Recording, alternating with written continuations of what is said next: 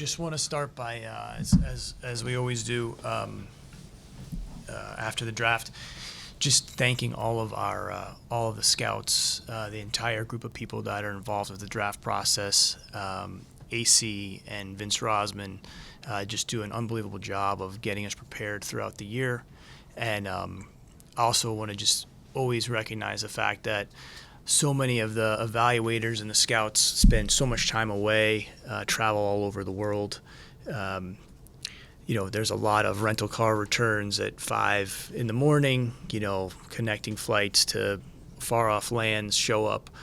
The player there to see gets foul trouble in the first 3 minutes of the game. Like, there's just a million stories like that. But you have to be able to stack all those together in order to put yourself in positions to gather the information that allows us to make decisions. And so AC, Vince, and the entire group of people that are focused on amateur evaluation 365 days a year deserve a lot of credit. And I feel so fortunate to work with a group like that. I can't talk about the trade that we made until it goes through, so I'll do my best to talk around it where I can, but you'll have to just understand that I can't answer things directly. We're really excited about Nikola. I know you guys are going to ask us a lot of questions about him. We'll be happy to answer those. It was a unique situation to be able to get a player of that caliber where we did, and we're really excited about bringing him into the organization, bringing him into the program. So with that, we'll answer any questions that you guys have. Go ahead. Yep, go ahead. Yeah. What is the situation with Nikola's knee, and what is the, is there a timetable? Sure. Well, obviously, we are well versed on that. The league put in some rules this year where everybody has access to the new to all the new players that are in the draft. So we've seen all the imaging. Everything that we've seen is I'm going to say suitable, but we're comfortable with is what I would say. Myself and Donnie Strack, our director of medical, who's been here for 17 years now, traveled out to visit Nikola. He examined him in person. I was able to spend some time with him. We had a group of scouts that interviewed him in Treviso. AC was there for that. And now we're going to sit down and kind of determine the plan of action for the injury. But we're going into that extremely optimistic with what it is that we've seen and where I think we'll be able to get to. But our expectation is that he probably won't be playing for us next season. Our experience with Chet and the time that we used with him during his first year was certainly a factor into the way we thought about this opportunity. And I think we learned some things in that instance.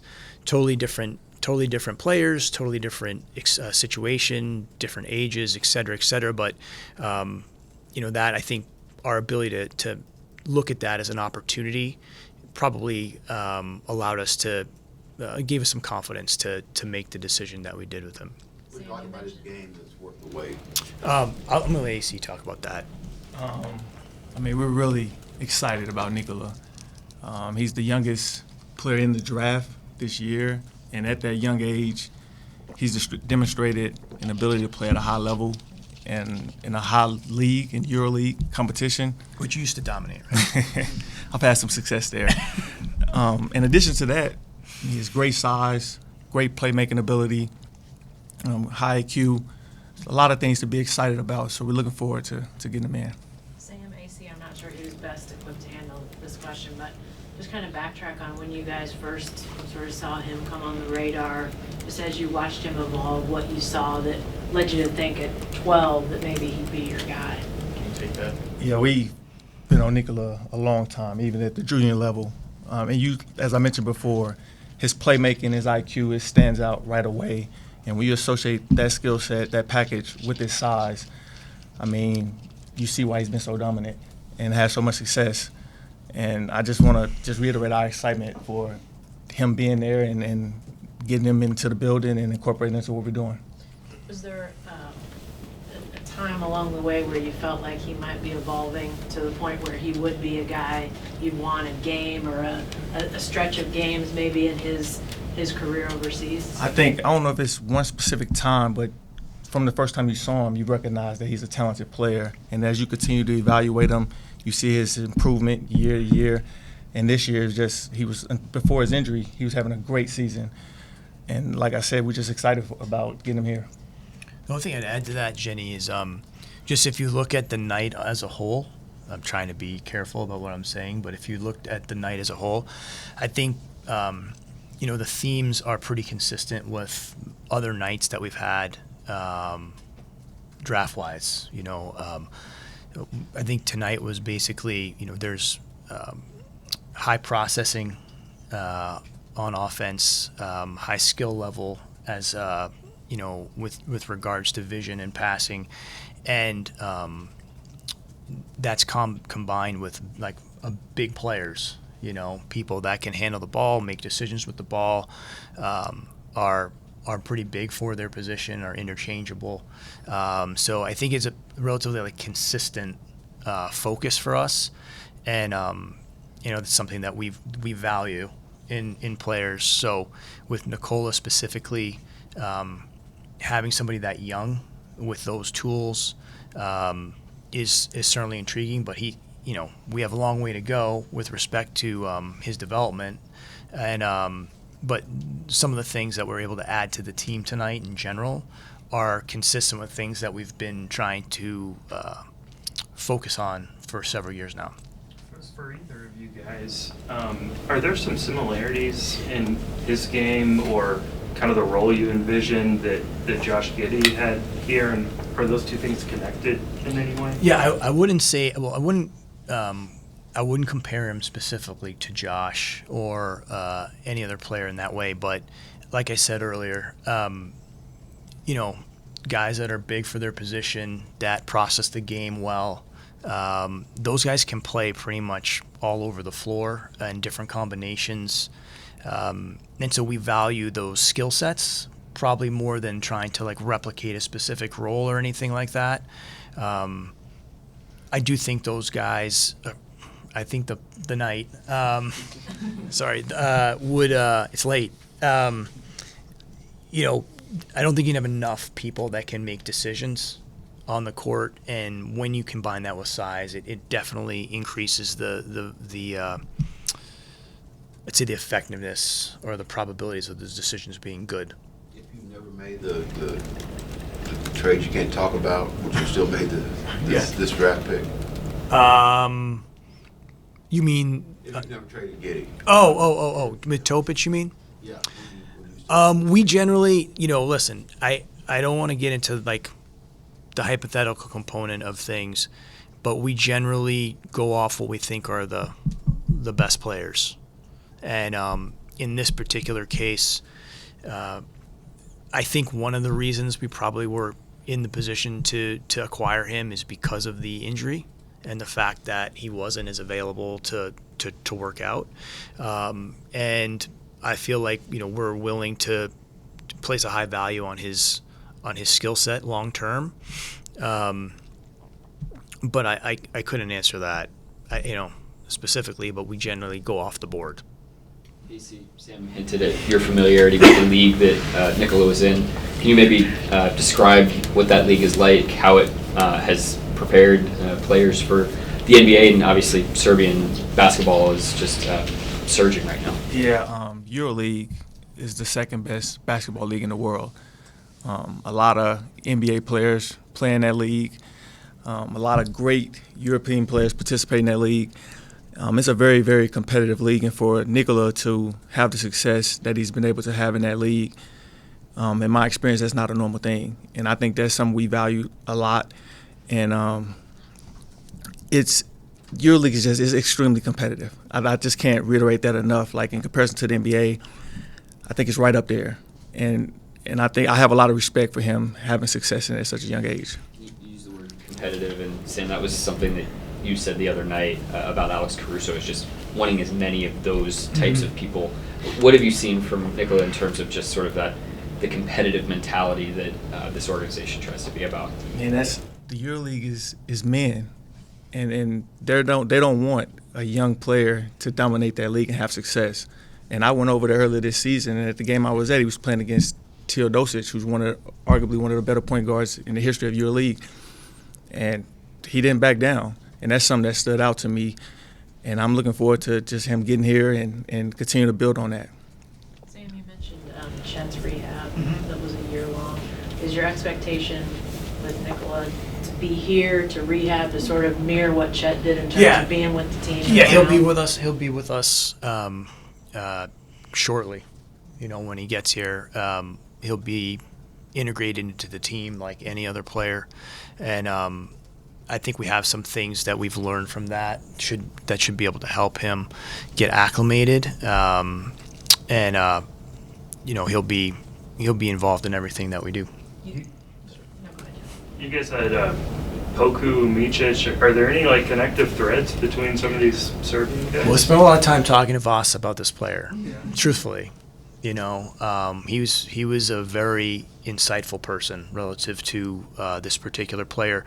Voss had similar injury early in his career, so he was, you know, I think everybody knows what we think of Micic. You know, he's got a great basketball mind, and so being able to talk to him a little bit about not just a player, but what a player like at that age is going through, and how to kind of, I think from an empathetic standpoint, I think that was important. And then also one of the things about Nikola that I find really beneficial or valuable is I think he's extraordinarily mature for his age. He's an extremely, extremely mature person. If you speak to his teammates or observe him in team settings, he's a tremendous teammate. I think he's got a great understanding of team dynamics for a young age. I think he's got a great presence of himself and understanding of himself. He's very curious. The person is really interesting in terms of how he sees teams and basketball and competition and learning. And at that age, I think that's pretty rare. So that was also extremely intriguing to have all of that. And obviously, when you have someone that you know as well as Micic, you know, that's very helpful too. And just to follow up on that, AC, when you met with him in Treviso, it was, what did you sort of learn about him, like, you know, the person, and what are some of the things as an evaluator that you're looking for? Exactly what Sam just said. I think that was the one thing that just stood out and just jumped out from that interview is his maturity and his IQ and his understanding of the game of basketball and his willingness and understanding of how to make his teammates better. Student of the game, somebody that loves to play, excited about him. I want to clarify one thing. When I'm talking to Voss, I spoke specifically to him about having an injury at that age. You know what I mean? What is that like? How could you put yourself in that position? Obviously, he's Serbian, so he knows him. But I do think that having that insight from him as a foreign player and being injured with the same injury at that point in time was super valuable for us. I know this may not. This will be the last one. I know this may not seem like a big deal now, but I hear you were without electricity for a big chunk of the day. Yes. What was that like, and how did that change the day and the dynamics for you? Yeah, I mean, we were here late last night when those storms came through, and we had to actually exit like through the parking lot across the street because the power lines were down across the road, and the power was out in the building except for the draft room had a generator that was operating at that time. You know, this morning everything was out, and so we were trying to get the arena up and running if we needed that to do the draft down there. So for most of the day there really wasn't any power here, and most of all the AC was not on, so it was extremely hot. And so, but we have a great group of people. Mark St. Ives and Johnny Schultz were, I think they may have slept here last night trying to figure out how to get everything up and running, and all the people that were involved, in getting things going. We didn't really have anything until I want to say about like 5 o'clock when the AC kicked on, and we're super fortunate that we have people like Saint and Johnny, and we just have a whole organization of people like that are team, like kind of team focused, extremely selfless, and willing to do anything, to help the team. And so those guys and everyone with them were tremendous in getting us to this position. But if you told me we'd be sitting here with lights on in this room at like 3 o'clock today, I'd never believed you. There's no way. But we got it going. We were able to get all the scouts in the room. It just been too hot to have that many people in one room. So that was probably the biggest thing I was most concerned about, was you have these guys and these men and women that spend so much time preparing for this, and like because of something like that, they may not get the opportunity to be in there.